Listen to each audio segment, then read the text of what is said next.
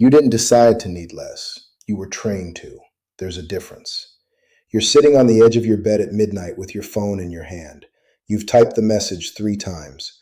Hey, can you call me when you get this? Nothing major. You delete nothing major. You put it back. You delete it again. It's not nothing. You know it's not nothing. But you've already started managing how this lands before they've even read it. You send it. Then you send a second message right after. No worries if you're busy though, it can wait. It can't really wait. That's why you're awake at midnight typing it. But some part of you needed to make it smaller before you let it leave your hands. Your phone buzzes. They're calling. You feel relief. And underneath the relief, something closer to guilt. Nothing has even happened yet. They just picked up the phone. You answer. The first thing you say isn't what's wrong. The first thing you say is, sorry, I know it's late. You're apologizing before you've told them what for. This isn't nerves. This is a system working exactly the way it was built to work. Here's what's actually happening on that bed before the call even connects. You're not unsure if they'll help you. Most of the time, you already know they will. What you're checking isn't whether they'll say yes. It's what saying yes will cost them. You scan for it without meaning to. How tired their voice sounded last time you spoke. Whether they mentioned a bad week. How long it took them to text back yesterday. You read all of that the way some people read weather. Automatically. Before you've decided to. Most people don't run this check. They have a need. They say it. And they let the other person tell them if it's too much. You don't wait to be told. You decide for them, in advance, every time, based on a read you've been doing your whole life. That's the part that's easy to miss. Because it doesn't feel like fear. It feels like care. You call it being considerate. Easy to deal with. Low maintenance. Those words feel like compliments because somewhere along the way they became your job description. But here's the question worth sitting with. Where did you get this accurate? Because you are accurate. You can tell when someone's stretched thin before they've said a single word about it. That's not a personality trait. That's a skill. And skills get built through repetition, not through being born careful. You didn't learn to read people's limits from one bad moment. You learned it the way you learn anything you've done 10,000 times without noticing you were practicing. Which means this was never really about whether you're a burden tonight. It's about a measurement you built a long time ago, in a different room, for a different person. And you've been running it on everyone since, including people who never once asked you to. It probably wasn't one day. That's worth saying clearly, because the story usually wants a single moment, and this isn't usually how it actually happened. It was Tuesdays. It was a particular tone of voice that showed up on weeknights. It was the sound of a door closing a little harder than it needed to. Small, ordinary, repeated hundreds of times before you were old enough to understand what you were learning. Someone you needed was running low on something. Time, money, patience. Whatever it was, it showed up in their body before it showed up in their words. A sigh before answering you. Just give me a minute, said in a voice that meant more than a minute. The kind of tired that doesn't go away on weekends. You were a kid. You didn't have language for what you were watching. But you had a nervous system, and it was paying very close attention. Here's the part that matters most. You didn't sit down and decide, I will not be a burden. That's not how a 6-year-old's brain works. What actually happened is smaller and stranger than that. You started noticing, faster and faster, the exact moment right before someone ran out of patience. And your body learned to act on that moment before it arrived. Not as a thought, as a reflex. You got quieter right before the temper showed up. You asked for less right after you noticed the sigh.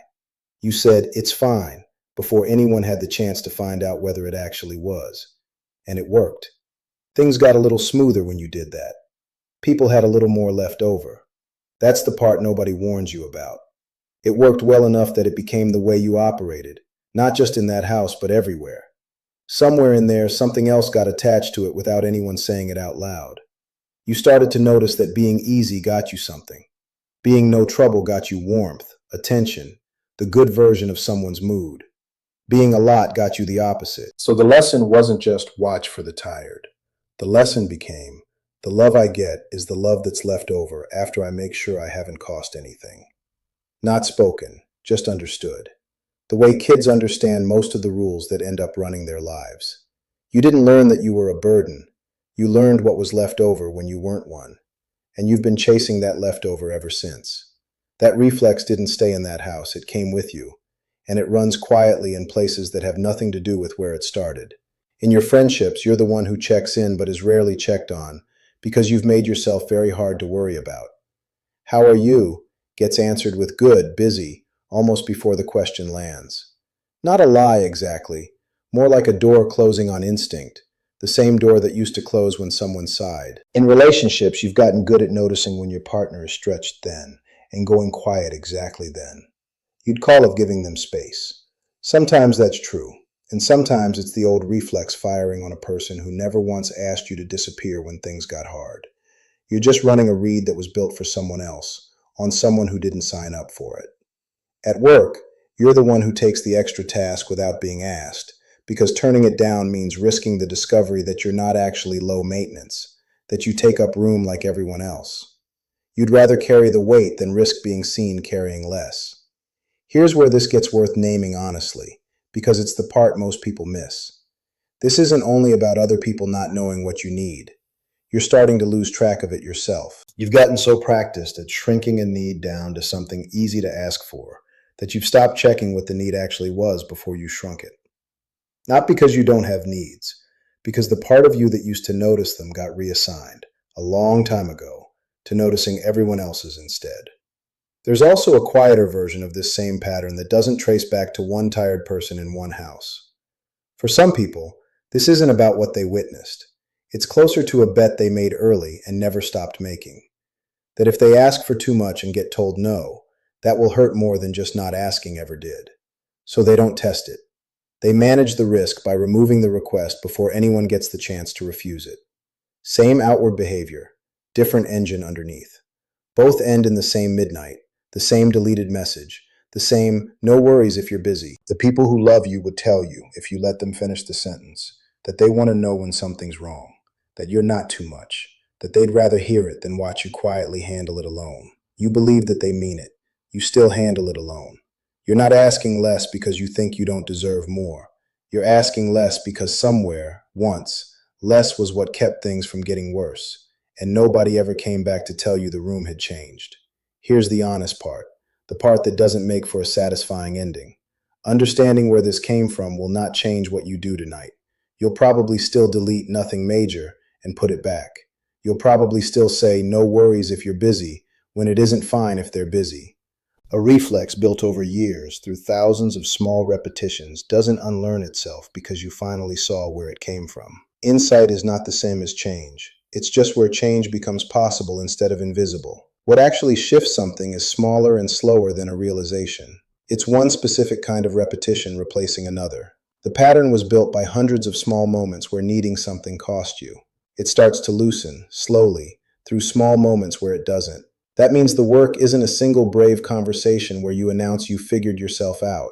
It's noticing, one ordinary time, that you shrank a need before you said it out loud. And saying it at the original size anyway, just once, with one person, and finding out what actually happens. Most of the time, less happens than you've spent years preparing for. That single time won't undo the pattern. It will just be one piece of new evidence sitting next to a much larger pile of old evidence. But evidence is how this actually moves, not insight alone. Repetition of a different result, slowly outweighing the repetition that built the reflex in the first place. So tonight, you might still send the message the same way.